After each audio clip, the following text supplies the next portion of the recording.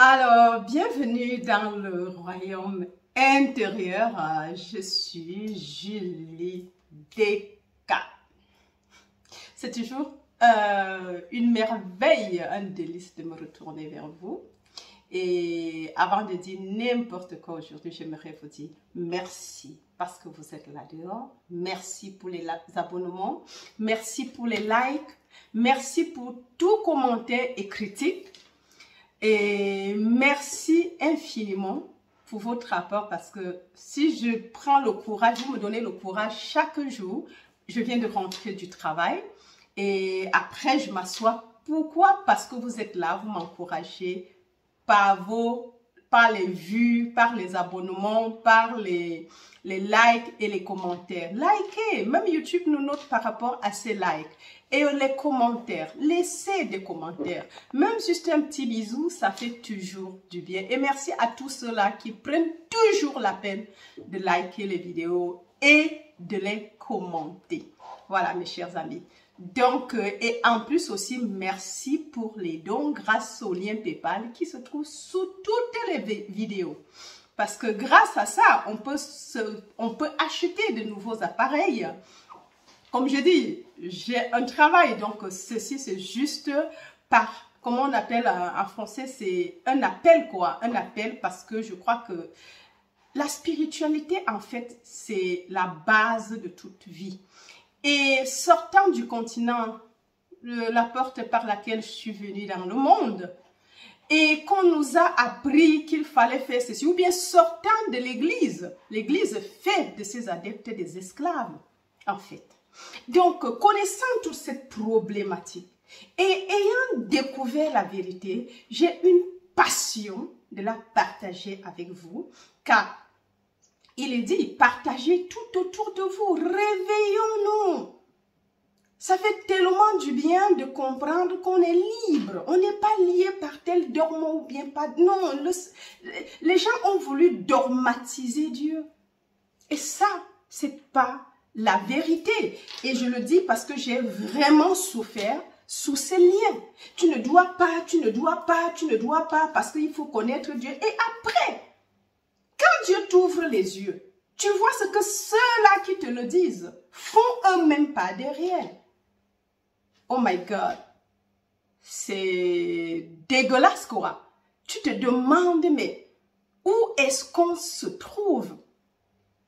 Donc mes amours, c'est avec un réel plaisir que je me retourne, je prends mon temps et m'asseoir pour dire n'importe quoi, pour expliquer la vérité, pour expliquer ces messages de Neville qui sont tellement simples, qui te rendent libre, que ce soit de Joël, que ce soit Neville, que ce soit Murphy, que ce soit tous ceux dont je lis les livres. Il y en a tellement à partager. La dernière fois, c'était à qui sont avec la richesse ou bien la vie impersonnelle de Joseph. Bennett. Oui, c'est des gens qui ont pris la peine, qui ont compris ces choses depuis des années. Et leur vie est aussi autrement. Parce que je me dis toujours, depuis que j'ai commencé à comprendre la vérité, ma vie a changé. Tu es à l'église, on t'enfonce et on te met le marteau pour te condamner. C'est comme si on prenait les marteaux, on mettait... S'ils connaissaient Dieu, bien sûr que je ne dis pas qu'ils le font exprès. C'est question juste de transmettre le bâton. Le premier a mal transmis et celui qui reçoit redonne la même chose. Ils ne connaissent même pas, c'est l'ignorance. C'est pour ça qu'on peut pardonner. Ils sont juste ignorants de la vérité et ce qu'ils ont reçu, c'est ce qu'ils donnent. Donc je les bénis et que je prie afin que le Dieu Tout-Puissant puisse, je reconnais l'activité de Christ en eux. Je les remplis d'amour et de compassion. Que le Christ en eux se réveille, ressuscite. Le dernier message, quand j'étais en Allemagne, j'ai dit, il s'est avéré que je m'approprie la résurrection. Que cette part-là est pour moi. On fait toujours la part de qui? Vous vous rendez compte qu'on fait la résurrection de quelqu'un qui a comme anniversaire? Non, la part devrait être fêtée, mais pas comme pour une autre personne. Saisis-toi de la Pâque. Proclame ta résurrection. Proclame la résurrection dans tout ce que tu fais. Proclame la transformation, la résurrection. La parole de Dieu dit, je suis la résurrection et la vie. Mais si tu sais que ton je suis est Dieu, mais proclame cette résurrection. Proclame, c'est une transformation. Et en disant je suis, tu quittes d'un état de conscience à l'autre. Et qu'est-ce que tu poses à Jésus? Détermine qui tu seras dehors, demain. Et c'est là, je ne dirais pas le problème, c'est là la solution. Et mes chers amours, mes chers amis, mes frères, mes sœurs là dehors, c'est une glorieuse vérité de fêter sa propre résurrection. Youhou! Ah oui, quand tu sais que c'est la tienne, bien sûr, ce n'est plus pour ce qui s'est passé il y a 2000 ans. Non, exactement ici et maintenant. Et chaque jour, tu peux la proclamer. Elle peut devenir ta part. Ce n'est pas que tu dois attendre un an pour le faire. Parce que la résurrection se fait à chaque minute, chaque seconde, comme les enfants naissent. C'est comme ça qu'il y a aussi la résurrection. Les gens qui prennent conscience de leur état de vie. C'est comme ça qu'il y a aussi des résurrections, aussi qu'il y a des morts, aussi qu'il y a des résurrections, aussi qu'il y a des naissances, aussi, tel il y a de naissances, tel pouvait avoir de résurrection, devrait avoir de résurrection. Mais comme on ne le sait pas, on pense qu'un jour viendra qui va le faire. Non, le royaume des cieux, c'est des violents qui s'en emparent. Il faut faire violence pour y entrer. Ah oui? Et c'est ça. Ce n'est plus l'autre. Quand tu commences à comprendre que mon je suis est Dieu, le Christ est en moi. Mais un jour, il doit ressusciter. Proclame, assume. Et il le sera pour toi, mes amours. C'est pour ça que je me m'assieds. Pas parce que c'est Neville, mais parce que il a des principes qu'il a découverts qui nous propulsent loin. Bien sûr qu'il a parlé de la promesse. Et quand il a vu la promesse, les choses, c'est pas... En fait, quand tu fais l'expérience de la promesse, la vie devient autre. Tu n'as rien à désirer que cette promesse parce que c'est le plus beau cadeau que tu pourrais recevoir sur le chemin spirituel. Parce qu'il dit, à quoi ça sert à l'homme de gagner tout le monde entier? Et Jésus l'avait dit, il n'est pas le premier à dire. Comme si vous gagnez tout le monde et vous perdez votre âme. C'est pas ça qu'on veut. Le but, c'est le salut de l'âme. Mais pas de l'autre, d'abord pour toi, parce que tu ne peux pas aller sauver l'autre quand toi-même tu n'es pas sauvé. C'est une hérésie même qu'on fait à l'église. Tu souffres, mais tu vas prêcher dans cette souffrance de Jésus qui est bon à ton voisin. Mais il ne va pas venir. Il va dire, mais si je viens là-bas pour souffrir comme toi, je ne viendrai pas. Pourtant, il vit bien et tout, bon, bien, entre guillemets. Parce que si toi, tu souffres, ça veut dire que tu n'es pas bien. Et s'il y a un manque quelque part, c'est que tu n'es pas bien. Et ça, c'est pour ça que Neville dit, malgré que je vous donne la promesse, mais si vous voulez, je vous donne un peu de loi. La loi, vous devez la connaître pour alléger les tâches sur le chemin. Mais au moment où tu es dans la promesse, en réalité, tu ne manques de rien. Dieu, quand l'enfant prodige rentre, son frère veut être jaloux. Il dit que ton frère qui était mort est revenu à la vie. Si donc le Père, Dieu, dit à l'un des fils que ton frère, à l'autre fils qui est jaloux parce qu'on a tué le veau grand, lui a mis l'anneau et le boubou, le Père lui dit que ton frère-ci que voici était mort. Maintenant, il est revenu à la vie. Ça veut dire qu'il y a une grosse révélation qui se cache dans cette petite phrase. La mort n'est pas quand tu quittes ce manteau, quand tu le déposes, elle redevient invisible. La mort, c'est lorsque tu vis séparé de Dieu. Et vivre séparé de Dieu, qui est l'unique source de vie, fait de toi un mort vivant. Tu es mort. Parce que si tu es séparé de l'unique vie, donc, en fait, dit séparé de... Mais quand tu développes le sens de séparation de l'unique source de vie, c'est comme si elle n'était pas là. Tu dois lutter pour faire toutes choses, pour te nourrir, pour faire tout ce système qui a été mis en place pour nous. Mais regardez Abraham, regardez Isaac. On l'a trompé 17 fois. Son salaire a été changé. Mais quand il a saisi le sens de la promesse, et c'est assez, il a utilisé la loi pour se faire la richesse. Et c'est sur le chemin du retour que Jacob le trompeur devient Israël, qui veut dire l'homme qui roule comme Dieu. Nous devons comprendre ces choses. Il ne faut pas que les gens s'asseyent et nous racontent du n'importe quoi. C'est sur le chemin retour. Quand il a commencé, quand il était très riche, il a eu de peur que Laban ne change encore ou bien ne récupère encore sa fortune. Il était même plus fortuné que Laban.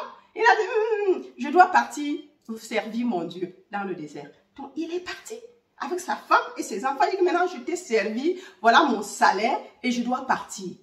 Laban ne voulait pas. Ah oui? Donc nous devons comprendre cela. C'est assez important. Ça veut dire que nous ne sommes pas faits pour être pauvres. Nous sommes, chacun pour soi, un Dieu. Et la richesse ne se discute pas. J'ai eu une révélation l'autre jour qui disait ceci. Parfois, si on te demande, tu as combien?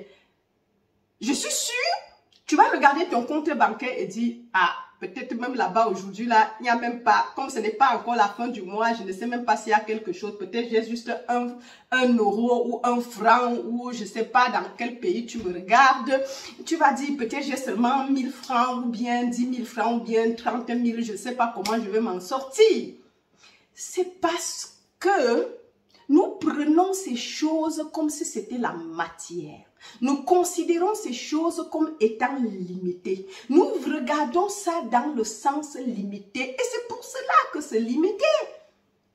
Parce que nous-mêmes, nous sommes limités. Nous prenons ça, nous limitons. Et la chose devient limitée. Mais lorsqu'on se réveille, on se ressuscite des morts, on comprend l'esprit, le principe de l'esprit. L'esprit, même dans toute sa petite entité, reste l'esprit. Ce n'est pas par la quantité, ce n'est pas par ni la petitesse qui fait la grandeur de la chose. L'esprit est infini. Ce n'est pas la quantité qui définit l'infinité, non.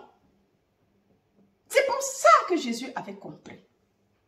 Lorsqu'il nourrit 5000 personnes, c'était avec 5 pains et... Non, 3 poissons, 5 pains, 5 pains et 3 poissons, c'est égal. Et il y avait 5000 personnes, sans compter les femmes et les enfants. Donc, ce n'est que les hommes à l'époque. Déjà, dans cette époque-là, les femmes n'étaient pas comptées. Jésus est le seul qui est venu.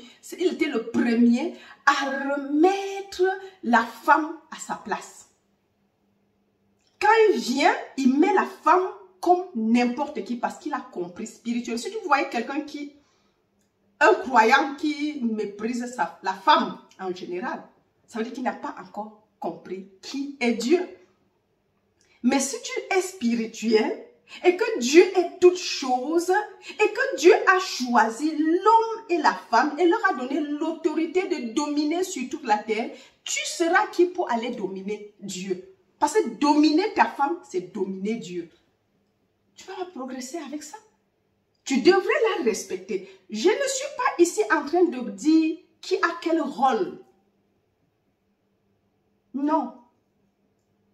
Ce n'est même pas à discuter.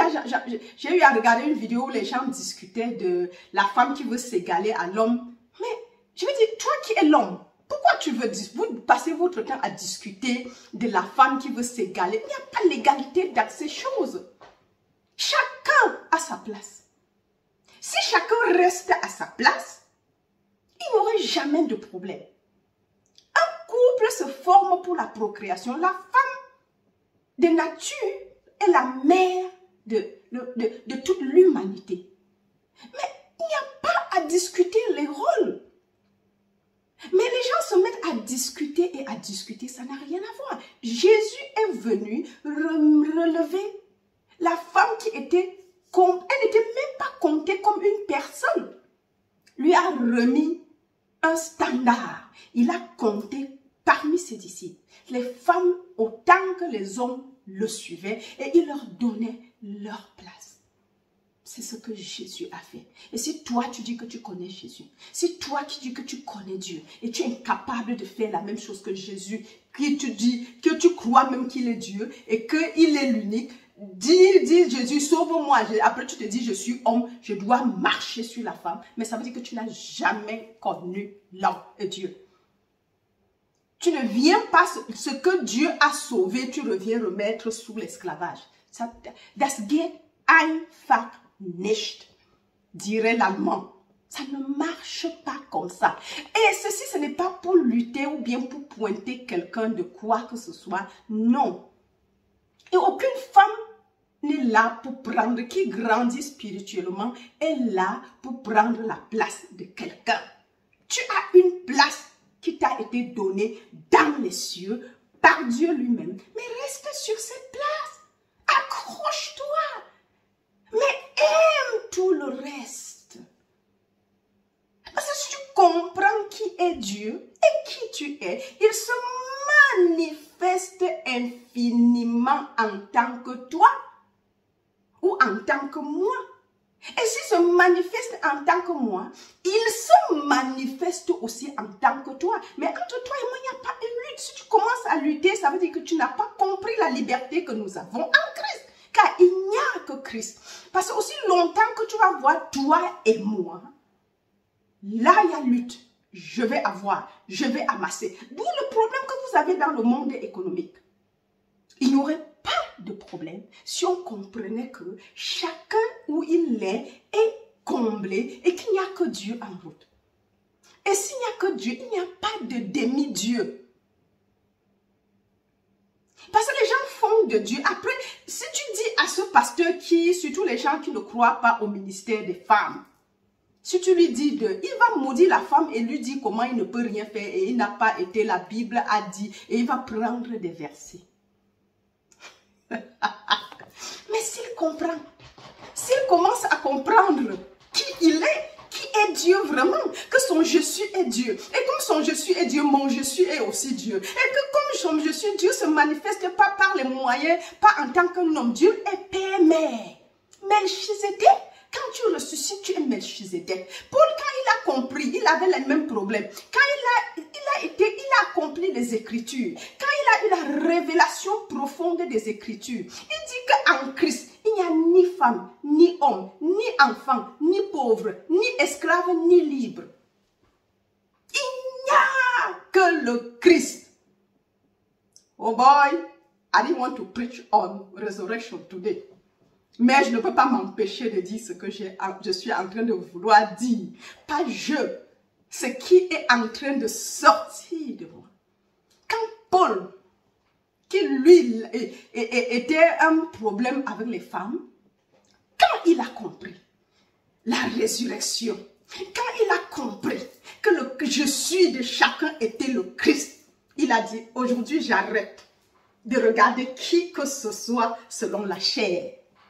Mais quand je regarde chacun, je vois le Christ et le Christ crucifié jusqu'à ce que tu rencontres et à un moment donné, tu saisisses l'opportunité et dis aujourd'hui là, comme c'était la Pâque dimanche, ça c'est ma Pâque aujourd'hui. Aujourd'hui et aujourd'hui là, c'est ma résurrection. Aujourd'hui, c'est mon jour, c'est ma résurrection. C'est ma résurrection que tu commences à sautiller. C'est aujourd'hui ma résurrection. Le Christ qui était crucifié est ressuscité. Je crois en cela. Je suis le Christ. Je suis le Seigneur Jésus-Christ. Alléluia. Je le suis ici et maintenant. Aïe. Oh Oh my God! Quand tu commences, et du coup tu comprends que Dieu ne faisant acception de personne et étant l'unique, s'il s'est manifesté en tant que toi, il se manifeste aussi en tant que celui que tu dis que c'est la femme et elle est moins que toi parce que tu as un sexe et tu te mets debout avant de faire pipi. Mais le vrai là, si tu veux croire que tu te mets debout avant de faire pipi, tu es mieux, tu es plus. Il n'y a pas plus dans Dieu. Non, Dieu est l'unique. Ça veut dire que tu n'as pas encore compris qui tu es. Parce que si Dieu est l'unique, je remplis tout en tous. En dehors de moi, c'est le vide, c'est le néant. Donc, tu devrais comprendre et dans toute l'humilité, respecter le Dieu qui est en face de toi, le Jésus-Christ crucifié encore. C'est parce que celui-là n'a pas encore compris que lui, il est le Christ et en lui, il n'a pas été crucifié sur un clou, un croix en bois il y a 2000 ans. Exactement là, il est crucifié, attendant le jour qui va se réveiller et dire, je suis, c'est là ma résurrection aujourd'hui. C'est prendre Pâques qui vient tous les années et s'en approprier et dire, aujourd'hui c'est ma résurrection, aujourd'hui c'est ma Pâques. Commencez à jubiler. Si tu jubiles de seulement ce qui était en 2000 ans, ça ne te sert à rien. Pareil pour Noël. Donc, et ça, vous comprenez qu'on n'a pas à lutter entre l'homme et la femme. Il n'y a que Dieu. Il n'y a plus l'homme, il n'y a plus femme, il n'y a plus enfant, il n'y a plus vieux, il n'y a plus jeune, il n'y a plus grec, il n'y a plus juif. Parce que c'était des tas de séparation à l'époque là. Les Grecs étaient des sages et ils voulaient la sagesse. Les autres avaient leur Dieu, avaient la loi et le temple, le juif. Et ils traitaient d'autres des païens.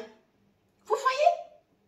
Alors quand tu commences à comprendre, tu dis, ah, quand je le traite païen là, si le Dieu qui est crucifié à moi est ressuscité, ça veut dire que lui aussi il est la même croix que moi. Parce que s'il est aussi croix que moi, ça veut dire qu'en lui, quand je regarde là, c'est juste le Christ endormi, le Christ crucifié. Il va se ressusciter. Dès qu'il saura, et c'est pour ça qu'il y avait les prédications, et il prêchait, il a démontré qu'ils sont la croix vivante. Je ne reconnais plus l'homme selon la chair, mais sauf le Christ, et le Christ seul crucifié. Donc ceux-là, pasteur, toi qui défends le ministère et crois que Jésus, ce n'est que l'homme qui doit prêcher, tu comprendrais qu'il n'y a que le Christ crucifié, comme Paul a dit. Pourquoi vous reprenez d'autres paroles de Paul et abandonnez celle-là qu'il a dit? Tu vois? C'est comme ça que j'étais combattue dans mon ministère. Par les hommes. C'est ma résurrection. Toi qui me regardes, saisis l'opportunité maintenant. Et crie. Ce n'était pas seulement vendredi de Pâques. Chaque jour peut être ta Pâques si tu le décides. Tous les jours, le commencement. Tu peux dire aujourd'hui c'est le commencement. Comme tu peux dire aujourd'hui c'est ma Pâques. Je décide et je suis le Christ. C'est ma résurrection. Et c'est ce qui sera. Parce que ce que tu décides et décrètes est accompli. Sera accompli.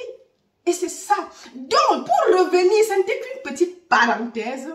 Oh, comme j'aime faire des parenthèses. Bon, vous allez me dire si je dois arrêter avec les parenthèses ou je dois continuer avec les parenthèses. On était en train de parler de Jésus, du don. Le bien. Jésus ayant compris que l'esprit n'est pas petit. L'esprit, même dans toute sa petite atome demeure l'esprit et est infini et est immortel, éternel. Si tu prends l'infini et tu le divises par l'infini, qu'est-ce que tu auras? Tu auras l'infini. Tu ne peux pas avoir autre chose que l'infini, peu importe ce que tes yeux devraient voir. Comment tes yeux vont regarder et juger avec l'intellect? C'est tout petit. Non, ton compte n'est jamais vide. Peu importe ce que tu as, c'est infini. Il n'y a que l'esprit. Et l'esprit est infini. L'esprit est vie. Et l'esprit est éternel. Il est libre. remplis toutes choses et tu n'as que l'esprit. Et quand tu n'as que l'esprit, il n'y a pas de manque parce que décrète et ça va venir. Quand si tu vis à la fin, ce que tu as imaginé vient d'où? Si ça n'existait pas. Oui, vivre à la fin, imagine ce que tu veux. Quelle serait ta réaction si ton désir était accompli? Bien sûr, ça veut dire que ça existe et tu crées par cette imagination. Ça veut dire qu'en fait, les choses, c'est pour ça qu'on dit tel dans la montagne, tel ici, tel dans l'invisible, tel le visible. Parce que ce qui est invisible, c'est ça qui fait ta vie. Comment tu te vois? Comme une sauterelle? Bien sûr, ne sois pas surpris d'être traité comme une sauterelle. Nous, à nos propres yeux, nous étions, ça c'est ce qu'on a lu dans d'autres chapitres, nous étions comme des sauterelles. Mais et bien sûr, s'étant vus comme des sauterelles au milieu des géants, ils étaient devenus, les autres les voyaient comme eux-mêmes. Ils se voyaient. Donc personne ne peut te voir plus que toi-même tu te vois. Ils n'ont pas pensé que Pharaon qui avait conquis tout le monde entier à l'époque, s'ils ont pu le vaincre sans rien, pourquoi se considérer comme sauterelles à leurs yeux? Alors, ça veut dire qu'ils ont oublié que leur je suis était Dieu. Très vite oublié. Parce qu'ils n'ont même pas voulu prendre la révélation. On a dit à Moïse, oui, toi, va servir ton Dieu et reviens nous donner à manger. Et c'est là la vérité. Alors, mes chers amis, je bavarde toujours beaucoup. Mais dites-moi, demandez-moi d'arrêter, hein, parce que si vous me dites d'arrêter, je vais le faire. Je ne vais plus faire les commentaires. Et je vais lire juste le livre et on va. Mais ce n'est pas le but, en fait, même si je blague.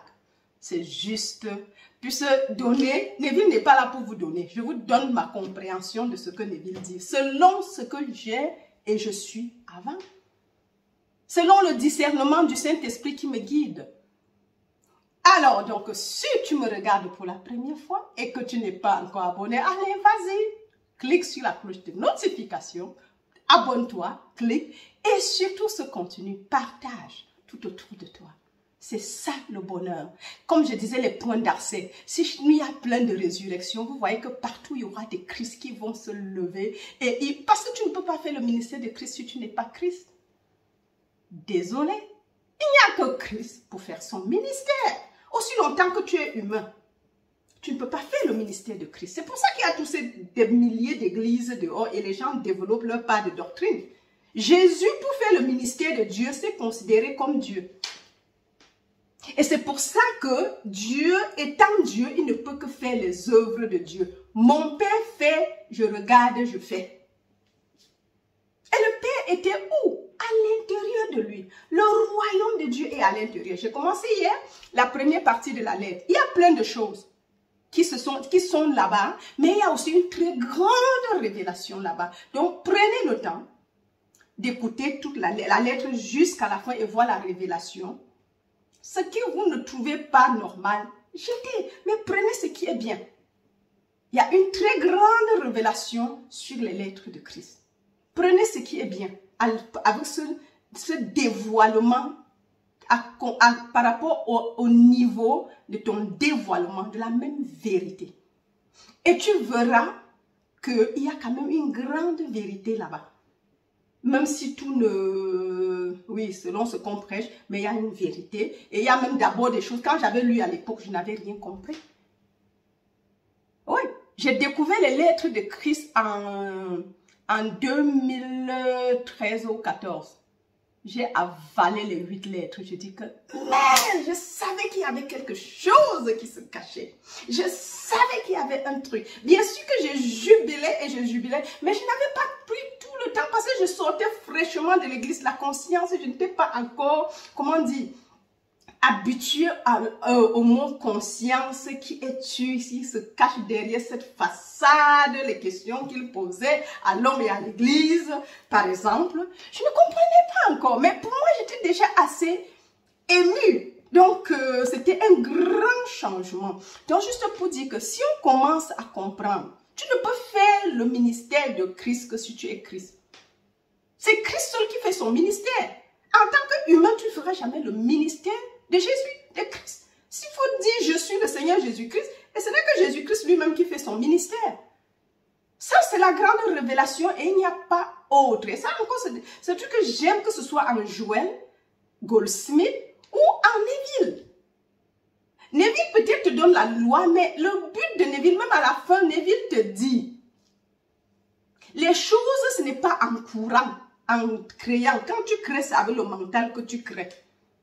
Mais il faut arriver au point où la grâce de Dieu, l'unique Dieu, doit se manifester en tant que toute chose dans ta vie. Tu n'auras plus à chercher. Tu n'auras plus à vivre à la fin parce que tu serais déjà à la fin. Tout ce que le Père a est à toi. Ça va se manifester et se presser en toi, en tant que ta vie et en tant que la vie de tout le monde tout autour de toi. Parce que si tu es dans l'abondance, ça coule naturellement dans ton monde.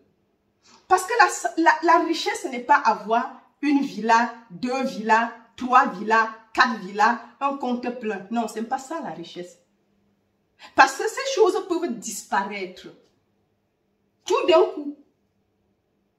Nous avons vu des trucs qui se sont passés ailleurs. On ne se le souhaite pas. Mais ça peut disparaître tout d'un coup. Mais ce qui te reste, c'est que la conscience qui a manifesté ces choses va les remplacer. Proclame la résurrection de ces choses. Proclame la résurrection. C'est un principe spirituel. Quand tu comprends que tout est esprit, ça veut dire que et tout est créé par la parole et rien de ce qui n'a été ne l'a été fait sans elle, il proclame. Ça sera une proclamation. En fait, il n'y aura plus de différence entre tes pensées et la manifestation. Tu penses, elle se manifeste. Et c'est ce que nous devons cultiver. C'est là où nous devons quitter du mental au niveau du Christ. Nous devons quitter la chair pour aller à l'esprit qui est l'unique source et l'unique substance. Et on verra maintenant que ce qui différencie le riche, le pauvre, le mendiant, le voleur et tout ce que vous pouvez demander, même le prince et l'esclave, le maître et l'esclave, c'est rien du tout. Ce n'est que le rangement de la conscience. C'est la même conscience. Il n'y a pas deux consciences. Dieu est ma conscience individualisée et Dieu est ta conscience individualisée. Dieu est mon être individuel et Dieu est ton être individuel. Et maintenant, c'est comment nous arrangeons cette vérité. Redonne ta vie et redonne la mienne. Mais il n'y a pas deux consciences. Il y a une seule. Mais le dévoilement de cette conscience implique le niveau de ta vie. À l'instant, à un point déterminé. Je dis bien, selon le dévoilement de la même conscience et, comment on dit, l'arrangement de cette conscience, mais je dirais le degré de ta perception de qui est vraiment Dieu, t'envoie dans un niveau de conscience toujours plus croissant. C'est ça l'ascension. On a vu. Pour maintenant introduire notre chapitre, le nouveau aujourd'hui. C'est que l'ascension, il y a un seul maître, il n'y a pas deux. Maintenant, le degré, comment tu perçois ce maître en toi, détermine le degré de ta vie et de ce que tu fais, de ta compréhension, la perception. C'est ça la différence. La perception du maître en toi, de la reconnaissance du royaume de Dieu en toi, détermine le niveau de vie que tu as et le niveau d'éclat. La conscience reprend tout. Si il dit, même si on dit c'est fini, la conscience qui a fait ces choses, comme disait Joël, va régénérer une autre. Si le bras-ci a été fait par la conscience, La conscience peut régénérer 1000 bras et c'est pour ça que j'aimerais que vous écoutiez les lettres de Christ, la deuxième et la troisième partie qui arrive. C'est rien n'arrive. Il faut juste travailler, faire le montage. Et j'en profite pour dire à certains qui font des critiques, voilà, il faut ceci, il faut cela, la voix est montée. Ne regardez pas la voix. Si vous venez ici pour regarder l'intonation, vous serez déçus. C'est pas pour ça qu'on est là. Venez pour recevoir la révélation. Pour prendre ce que je vous dis, ce n'est pas ce que Neville a écrit. Depuis là, je n'ai pas encore lu. Depuis là, je ne suis pas en train de lire ce que je dois lire. Mais pour dire qu'il y a quelque chose à donner. Mais si ce n'est pas moi, il y en a plein dehors. Je ne veux pas changer la voix pour que tu... Je dois donner Dieu, remettre le message à ma manière, avec mon intonation, avec ma façon de faire et mes mimiques. Mes mimiques, si peut-être c'est ça qui t'énerve, ou bien les yeux, ou je ne sais pas. Mais c'est le Christ manifesté. Il a plu à Dieu de se manifester en tant que moi, mais aussi en tant que toi. Mais je ne serai jamais toi et tu ne seras jamais moi. Donc, essaye seulement cette diversité de la même conscience. Essayons juste d'en profiter et de prendre cela. Si tu viens en regardant mon signe, mon teint, non, mais tu n'as rien compris. Prends le message. Ne regarde pas le porteur. Et si le porteur t'énerve, prends donc quelqu'un d'autre. Tu auras le même message. Peut-être à ta manière, parce que si tu n'es pas prêt à mon dévoilement, tu seras prêt pour l'autre dévoilement. Mais à son niveau. Donc, juste pour dire que ce n'était que la parenthèse, on était dans la manifestation. Que penses-tu que tu as? Comment te vois-tu? Un seul maître, mais plusieurs. Il y a un seul corps. Mais le nouveau homme, il ne parle pas des nouveaux hommes. Paul, dans les lettres pauliniennes, on parle le nouveau homme. Le premier Adam et le deuxième Adam. Il n'y a jamais plusieurs noms. Il dit que le deuxième, nous sommes juste les parties de tout ce corps-là. Nous tous. Si je suis bouche, ne viens pas chez moi attendre que je vois. Parce que je veux parler. La bouche parle. Le cœur va pomper le sang parce qu'il est là pour faire ça. D'où cette harmonie, cette communauté de petites entités qui est révélée dans la lettre de Christ. Chacun occupant, c'est la même cellule souche qui se divise en plusieurs. Au départ, il y a une seule, il y a un seul œuf. Il n'y a pas 10. Sauf s'il y a les jumeaux. Mais quand même, bien même il y aurait des jumeaux, elles se divisent. Et là, même si c'est les vrais jumeaux, la même qui s'est divisée va former 2 ou 3 ou 4 êtres identiques.